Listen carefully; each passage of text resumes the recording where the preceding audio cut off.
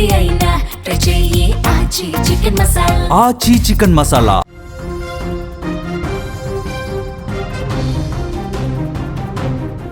Telangana municipal ఎన్నికల బరిలో నిలిచిన జనసేన పార్టీ తొలి విజయాన్ని నమోదు చేసి బోణీ కొట్టింది.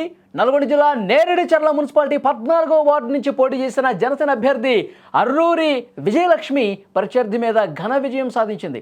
తెలంగాణ గడ్డపై పార్టీ ఉనికిని చాటుతూ మున్సిపల్ పోరులో జనసేన జెండాను ఎగురవేయటం ఆ పార్టీ శ్రేణుల్లో కొత్త ఉత్సాహాన్ని తీసుకొచ్చిందని చెప్పాలి. ప్రధాన పార్టీలకు ధీటుగా అక్కడ కాంగ్రెస్, బీఆర్ఎస్ ఇంకా మిగతా కొన్ని పార్టీలను కూడా తోసిరాజని అక్కడ ఆ వార్డులో ప్రధానంగా జనసేన అభ్యర్థిని గెలిపించారు. రాష్ట్ర రాజకీయాల్లో ఒక హాట్ టాపిక్ అవుతుంది ఈ విషయం.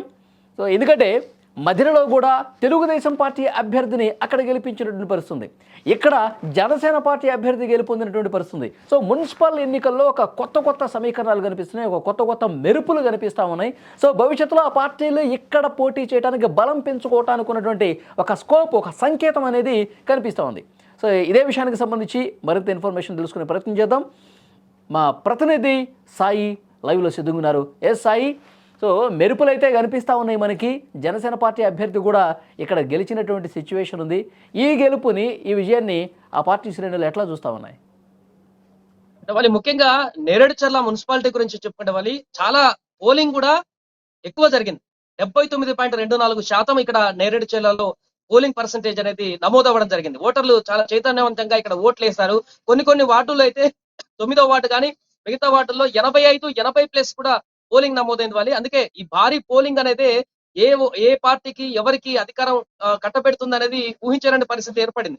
అందుకే ఇప్పుడు ఊహించని విధంగా 14వ వార్డు నుంచి జనసేన అభ్యర్థి గెలవడం అనేది ఒక్కసారిగా హాట్ టాపిక్ గా మారింది.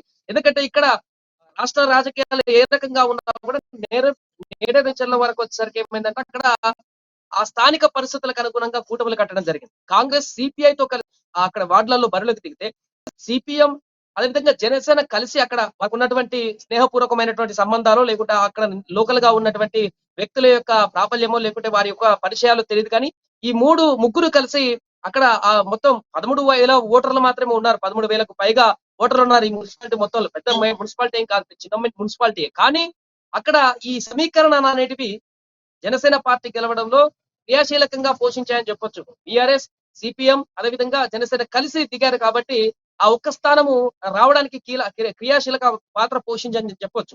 ఏదేమైనా కూడా జనసేన ఇప్పటికే ఒక ఖమ్మంలో అక్కడ టీడీపీ ఒక మెరిపించి ఒక వార్డు కైవసం చేసుకున్న సందర్భంలో హాట్ టాపిక్ గా మారితే ఇప్పుడు నల్గొండ జిల్లాలోని నేరేడుచర్ల మున్సిపాలిటీలో జనసేన పార్టీ అభ్యర్థి గెలిచి అక్కడ ఒక సంకేతాన్ని ఇవ్వడం జరిగింది. అంటే ప్రతి పార్టీకి కూడా ఇక్కడ స్థానం ఉంది అనేటువంటి ఒక సంకేతం అయితే కనిపిస్తుంది తెలంగాణలో. ఊహించని విధమైనటువంటి ఈ యొక్క రిజల్ట్స్ కారణంగా, ఎందుకంటే అక్కడ పరిస్థితుల కారణంగా జనసేన పార్టీ ఇక్కడ గెలుపు సాధించడం పట్ల, అంటే యాక్చువల్గా జనసేన పార్టీ తెలంగాణలో పవన్ కళ్యాణ్ గారికి సంబంధించిన అభిమానులు ఉండొచ్చు, జనసేన అభిమానించే వాళ్ళు ఉండొచ్చు, కానీ అంటే గెలుపును శాసించే పరిస్థితుల్లో అక్కడ ఎందుకంటే ఎప్పటి నుంచో వేళ్ళునుకుపోయినటువంటి అధికార కాంగ్రెస్ కావచ్చు, మొన్నటి వరకు అధికారంలో ఉన్నటువంటి బీఆర్ఎస్ కావచ్చు, సో వీటన్నిటినీ కాదని జనసేన అభ్యర్థిని గెలిపించిన పరిస్థితి ఉందంటే, అంటే ఇక్కడ అభ్యర్థిని చూసారా, లేదంటే పార్టీ కూడా కొంత ప్లస్ అయిందని చూడాలా, ఎట్లా చూడొచ్చు?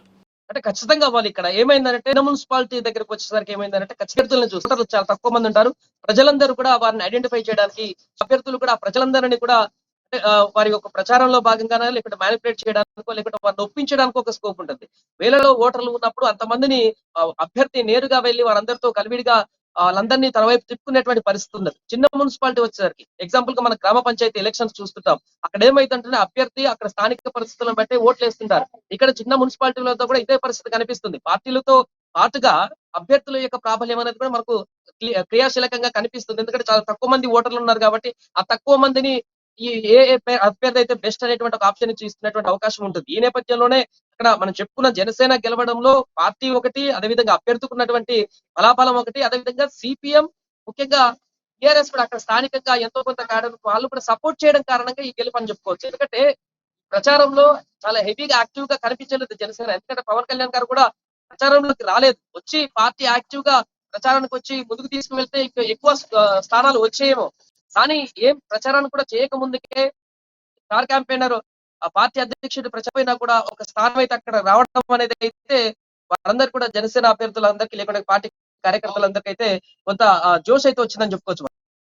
Okay, thank you very much Sai. అది మొత్తానికైతే జనసేన పార్టీ గెలుపు సాధించడం పట్ల ఆ పార్టీ శ్రేణులు అయితే ఫుల్ జోష్లో అయితే ఉన్నారు. తెలంగాణలో భవిష్యత్తులో జనసేన పార్టీ ఇక వచ్చేటువంటి ఎన్నికల్లో పోటీ చేయడానికి ఒక బలమైనటువంటి సంకేతం పంపించింది. ప్రజల్లో ఆ మార్పు కనిపిస్తూ ఉందని చెప్పి ఆ క్యాడర్ అయితే చెప్పుకుంటా ఉన్నారు.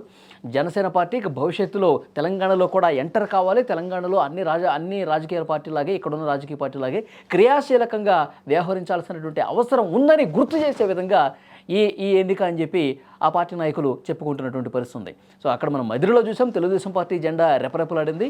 ఇక్కడ జనసేన పార్టీ జెండా కూడా రెపరెపలాడింది. యాక్చువల్గా ఈ ఎన్నిక జరగకముందు కూడా పవన్ కళ్యాణ్ కూటమి తరఫున ఇక్కడ బీజేపీ తరఫున ప్రచారానికి వస్తారని చెప్పి ప్రచారం జరిగినప్పుడు కూడా ఆయన రాలేదు. సో భవిష్యత్తులో ఇప్పుడు ఈ గెలుపుని చూసిన తర్వాత మనం బలం పుంజుకోవాల్సిన అవసరం ఉంది, ఇక్కడ మన పార్టీని నిలుపుకోవాల్సినటువంటి అవసరం ఉందని చెప్పి ఆ అధినాయకత్వం భావిస్తే కనుక డెఫినెట్గా భవిష్యత్తులో ఇక్కడ కూడా పార్టిసిపేట్ చేసే అవకాశం ఉందని చెప్పి ఈ ఫలితాలు రుజువు చేస్తూ ఉన్నాయి.